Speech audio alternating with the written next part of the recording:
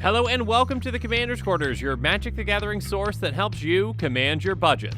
This show and episodes like this one are possible thanks to viewers like you. If you're looking for an easy way to help support this show, make sure that you like, share, and subscribe. Also, hit that bell notification icon so you don't miss any new episodes. You can also go check out our playmats and other merchandise at thecommandersquarters.com. Another easy way to support this show is with our TCG player affiliate links. So whether you're buying a deck or individual cards, you can use this general link right here or one in the description. And the final way that you can support this show is by supporting us directly by becoming a patron. There are many benefits to being a patron, and I truly couldn't do this without all their support. Hey everyone, Mitch coming in for the Commander's Quarters studio. Welcome to the show. So today's episode is going to be a deck building guide for Simic Commanders. Deck building guides like this one can give you the foundation that you need to build an effective deck. Now, being a budget player myself, this guide is going to focus on budget, but I'm also going to offer some upgrade options to consider. Now, a quick disclaimer about this guide before we move forward. As always, there are no hard and fast answers that are always correct when it comes to deck building. You always want to adjust for your commander as well as your meta. For example, a certain number of ramp spells might be perfect for one commander, but another commander in that same color combination might need more or less. So make sure you keep that in mind, but with all that said, let's jump into it.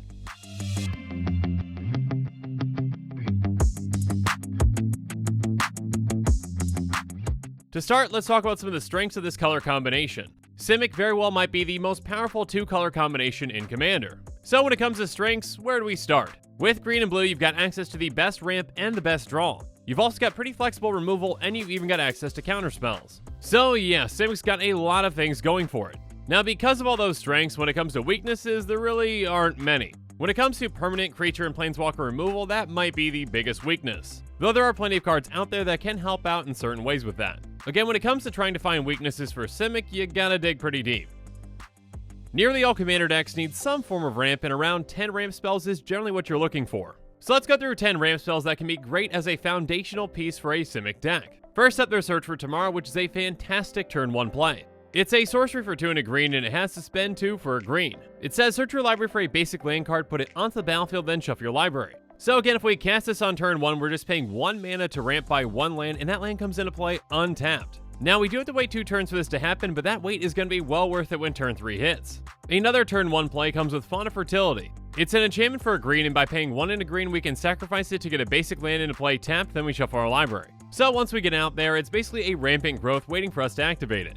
Obviously, this is going to cost you 1 more overall, but again, it's basically turn 2 ramp if you've got it turn 1. And I've always been an advocate for the importance of ramping on turn 2. So of course, we're going to be including the namesake card of ramp with rampant growth. It's a sorcery for 1 and a green, and it gets us 1 basic into play tapped. This is essentially the land ramp standard that everything else gets compared to. Next up, we've got Sakura Tribe Elder, which is basically rampant growth on a body. It's a 1/1 snake shaman for 1 and a green, and we can sacrifice it to get that basic land into play tapped. So Sakura Tribe Elder, otherwise known as Steve, usually isn't staying in play for long, but it can be an effective chump blocker before you send it away. On top of that, there are certain types of strategies that can really utilize a creature that does this. But now let's move on to Simic Signet, which is an artifact that costs 2 and it has pay 1 and tap it to add green-blue. So this, as well as the next card I'm going to bring up, are really personal preference calls for most players. When it comes to ramping in Commander, the safest form of ramp is land ramp like rampant growth. In most metas, your lands aren't going to get blown up, so you're safe to ramp in that way. Mana rocks like Simic Signet are pretty safe, but not quite as safe as land ramp. Regardless, this is a fantastic turn 2 ramp spell, and again, turn 2 ramp is really important in my opinion. So again, this one is very much a judgment and personal preference call, and so is Talisman of Curiosity. It's an artifact for 2, and it can tap for a colorless, or you can tap for either of your colors, but it deals 1 damage to you. So again, turn 2 ramp that ramps you right away, and it fixes your mana, but at a small price. But now let's move on to Explore, which is a sorcery for 1 and a green, and it says you may play an additional land this turn, draw a card. So as long as we've got a land in our hand, this is ramp. And on top of that, Explore essentially replaces itself with that cantrip effect. An even better version of this, though, that we get access to since we're in Simic is Growth Spiral. It's an instant for green-blue, and it says draw a card, you may put a land card from your hand onto the battlefield. Ramping at instant speed is pretty rare, so this can be really effective. The flexibility on when we can cast this just gives us a lot of options. Next up, though, let's move on to a 3-mana ramp spell with Cultivate. It's a sorcery for 2 and a green. It says search your library for up to 2 basic land cards, reveal those cards, and put 1 onto the battlefield tapped and the other into your hand, then shuffle your library. So this card can ramp us as well as set up one of our land drops as well.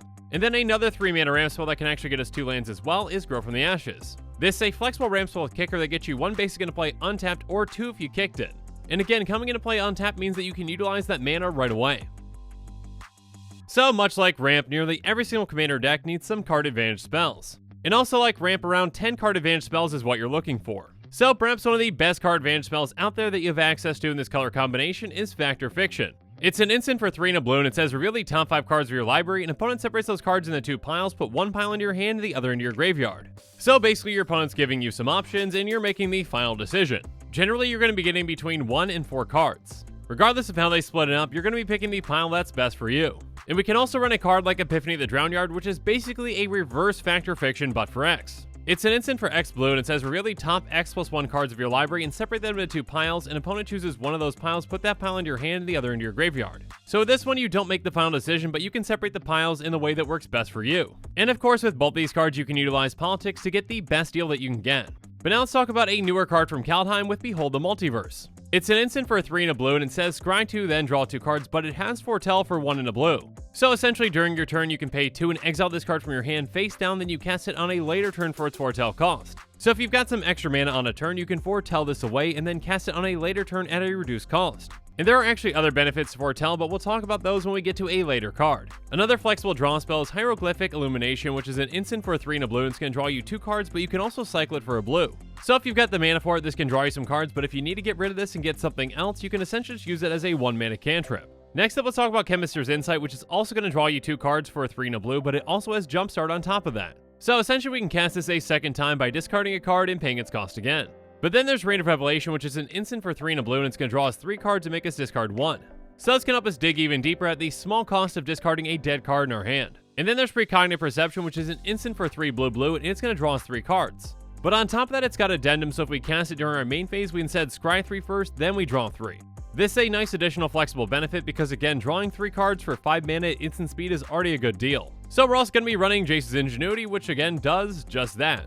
It doesn't have that same extra benefit as Precognitive Perception, but most of the time we're going to be casting it at instant speed anyways. But now let's move on to our next draw spell that goes slightly bigger with Opportunity. It's an instant for 4 blue, and it says target player draws 4 cards. Now there aren't too many times when actually forcing someone else to draw is a bad thing for them, but you never know. More flexibility on a card is never a bad thing. Finally, we've got Careful Consideration, which is also going to draw us 4 cards at instant speed, but only for 2 blue. That being said, it does have the downside of making us discard 3 cards, but if we cast this spell during our main phase, instead we're going to be drawing 4 and then discarding 2. Regardless, for 4 mana, this card can help us dig deep and also ditch some dead cards in our hand.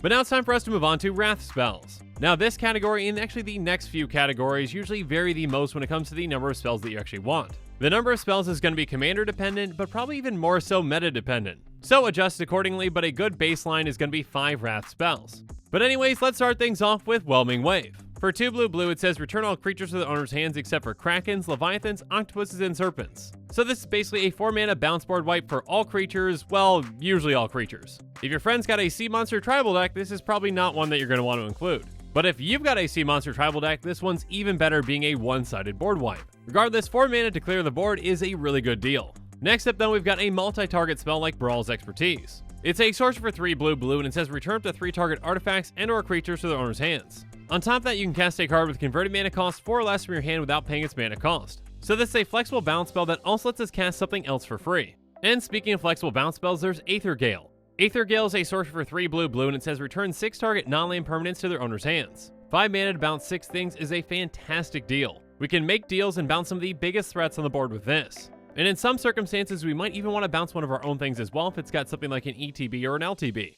Next up, we've got a flexible X mana board wipe with Displacement Wave. For X blue, it's going to return all non-land permanents with converted mana cost X or less to the owner's hands. So we can set that X to whatever's going to be most advantageous to us. If we've got a lot of high converted mana cost permanents in play, we can keep those around.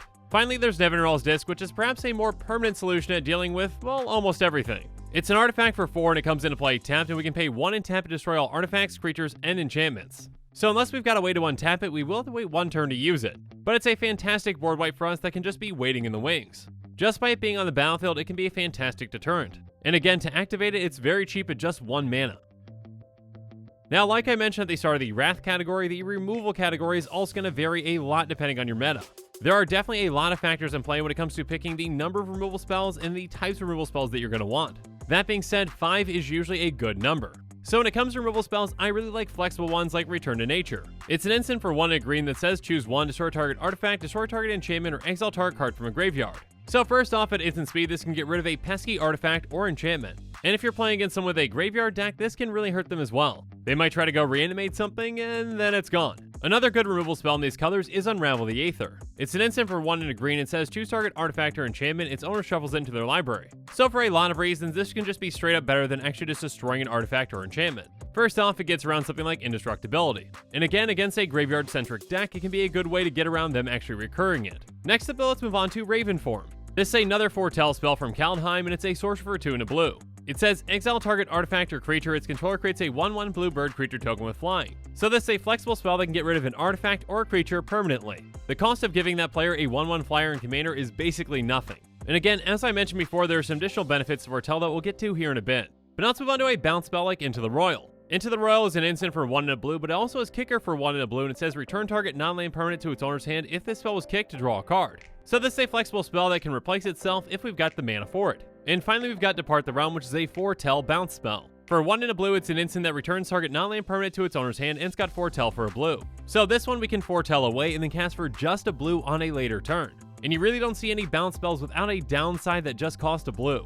And those foretell benefits are related to another card, which we're going to get to in this next category. And the next category that I want to talk about are counterspells. Now again, like our previous two categories, this number can vary, but 3 counterspells is usually a good baseline. So first up, there's Negate, which is an instant for 1 and a blue, and it's going to counter target non-creature spell. For most Commander games, typically the non-creature spells are the ones that we are looking to counter anyways. So this 2-mana spell can be fantastic in a lot of situations. Next up, we've got a little flexibility with Neutralize, which is an instant for 1 blue that can counter any spell, but we can also cycle it for 2. So we can keep this up as a counterspell if we need it, but we can ditch it if we need something else. But now let's talk about Saw It Coming, which is the foretell counter spell. It's an instant for 1 blue, and it's going to counter target spell, and it's got foretell for 1 and a blue. So the fact that Saw It Coming exists makes every other foretell spell a lot better, because opponents are basically going to assume that when we foretell a card, it is this. So that can act as a deterrent and even make them misplay.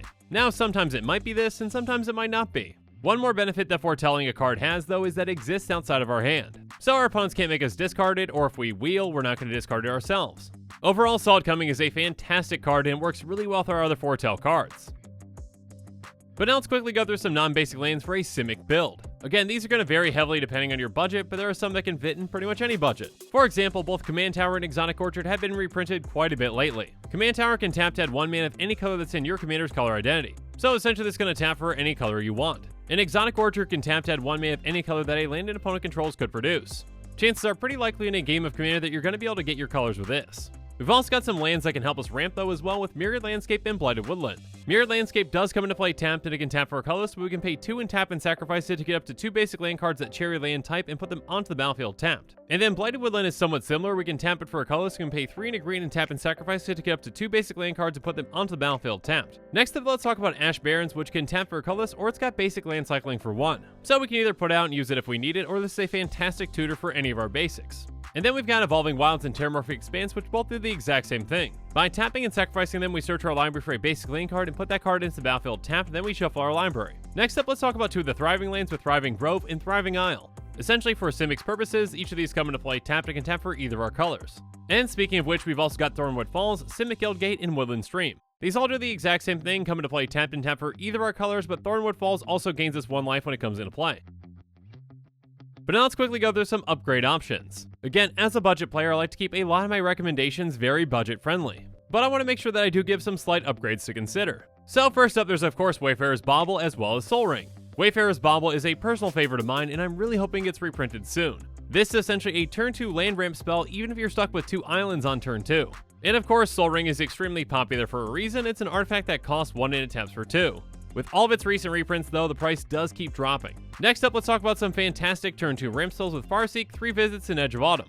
For a Simic deck, Farseek's going to get you an island into play tapped. 3 Visits will get you a forest card into play untapped. And then Edge of Autumn will get you any basic into play tapped if you've got 4 or fewer lands. On top of that, you can cycle it by sacrificing a land. Next up, let's talk about card advantage spells, starting with Pull from Tomorrow. It's an instant for X blue and it's going to draw you X cards, then you discard 1 card.